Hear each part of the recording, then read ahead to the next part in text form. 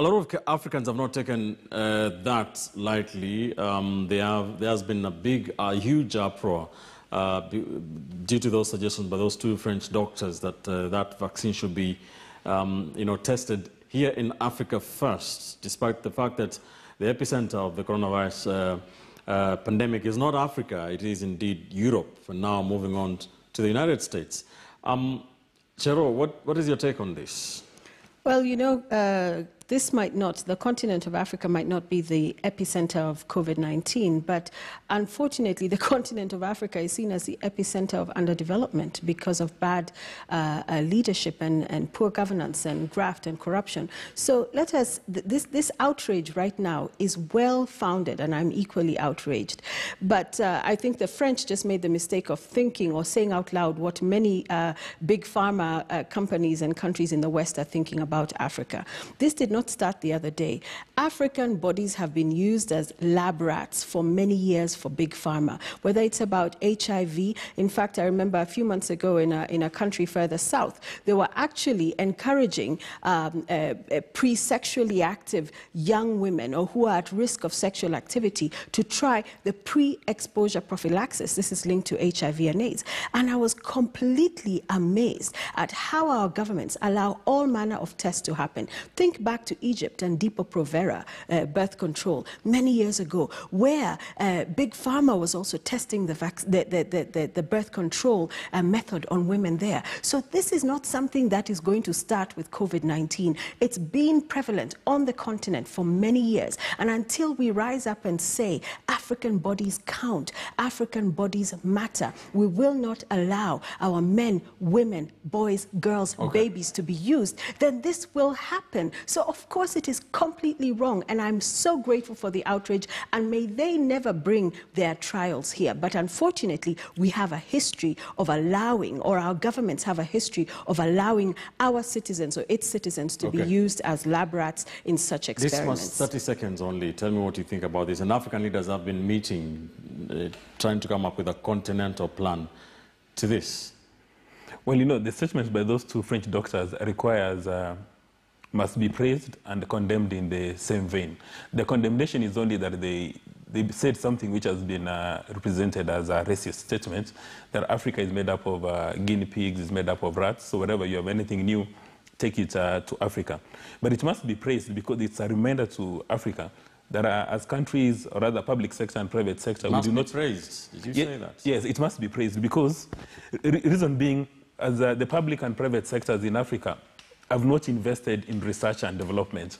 Have you had an organization from Kenya like Cambridge coming up with a vaccination to go and test in Europe? Why can't we fund our African bodies, flood them with resources, have those PhD level doing very serious research so that we can come up with these vaccinations and go test them in Europe or America and the US? Why can't they test it in France? Well, when you come... saw 1,300 people die in a single day. As a scientist, when you come up with a product, it's at your pleasure to test it anywhere. You can do it in France. Like for this one, they've indicated they're going to test in other parts of the world alongside Africa. But even as for as a nation, for us in Africa, let's do the same thing. Instead of testing them in Kenya, we go test them in Europe. Hesbon, 30 seconds only, please. The hashtag Africans are not lab rats has been trending on Twitter. What's your take on this proposal, suggestion by those two French doctors?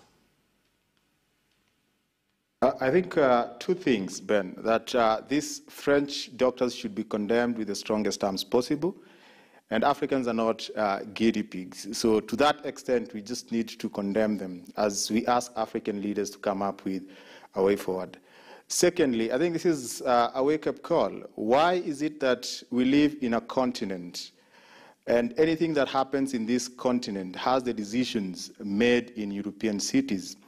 We have researchers of international repute in Africa, and I think such condescending attitudes by researchers from Europe and the Western world should spur our researchers into thinking of how we can come up with solutions to problems that bedevil Africa and the rest of the world, so that we also make those decisions that this is where we are going to test these viruses, antiviruses that we are developing.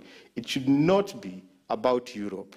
How can we reverse this conversation so that we are the ones deciding we are testing something?